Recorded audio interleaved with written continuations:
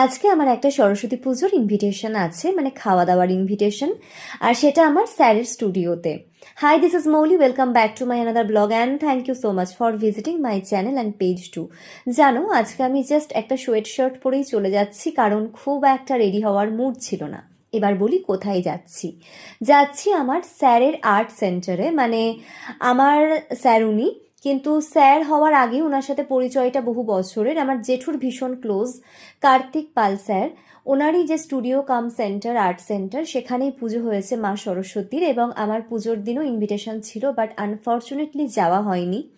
Finally আজকে আসতে পারলাম, আমি খুবই খুশি আসার পর, কারণ স্যার বারবার করে বলেছিলেন। আর তার থেকেও বড় কথা, এই প্রতিমাটা কিন্তু স্যারের স্টুডেন্টরা নিজেরা বানিয়েছেন, প্রত্যেকটা জিনিস নিজেদের হাতে তৈরি, এবং এটাই তো স্পেশালিটি। আফটারঅল একটা আর্ট স্টুডিও, আর্ট সেন্টার বলে কথা।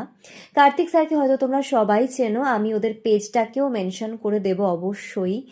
এবং যে কোনো যারা শিখতে চাও আর্ট বা ক্রাফটস, তারা কিন্তু অবশ্যই যোগাযোগ করতে পারো, এইটুকু বলতে পারি। এই যে স্যার দাঁড়িয়ে রয়েছেন, তো ওদের সাথে তো আমাদের পারিবারিক সম্পর্ক, জেঠু রয়েছে, মানি রয়েছে, আমি ওদের সাথেই গেছিলাম।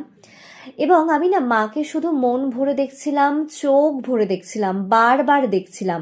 যাই হোক, তারপরে তো লাঞ্চের টাইম হয়ে গেল। লাঞ্চে ছিল প্রথমেই হজমোলা, আর অনেক দিন পর একটা হজমোলার প্যাকেট পেয়ে আমি তো বেশ খুশি। তারপর ছিল গরম গরম পোলাও, আর পোলাওটা ভীষণ টেস্টি হয়েছিল। সাথে ছিল কাশ্মীরি আলুর দম, আর অবশ্যই ছিল শেষ পাতে চাটনি এবং রসগোল্লা। ভাবো তো দেখি, আমাকে দুটো রসগোল্লা দিয়ে দিয়েছে, কি করে খাই এবার। যাই হোক, তারপরে আবার আমরা সবাই মিলে গল্প করতে বসলাম। আর জানো তো, সব থেকে মজার বিষয়, এই যে বইগুলো দেখছো, এটাও কিন্তু হাতে বানানো, এটাই তো স্পেশালিটি। এই আর্ট সেন্টারটা হচ্ছে বহরমপুরে, বেলতলা, ইন্দ্রপ্রস্থ। লোকেশনটা আমি তোমাদেরকে শেয়ার করে দিলাম, অলসো আমি পেজটাকে ট্যাগ করে দেবো।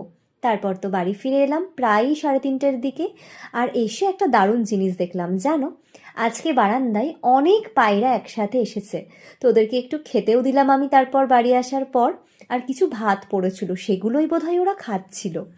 তারপরে আমি এখন চেঞ্জ করে একটুখানি কুলফিকে আদর করতে বসলাম, কারণ কুলফি ঘুমিয়ে গেছিল। তারপরে আমিও তো বড্ড টায়ার্ড ছিলাম, আমিও শুয়ে পড়েছিলাম।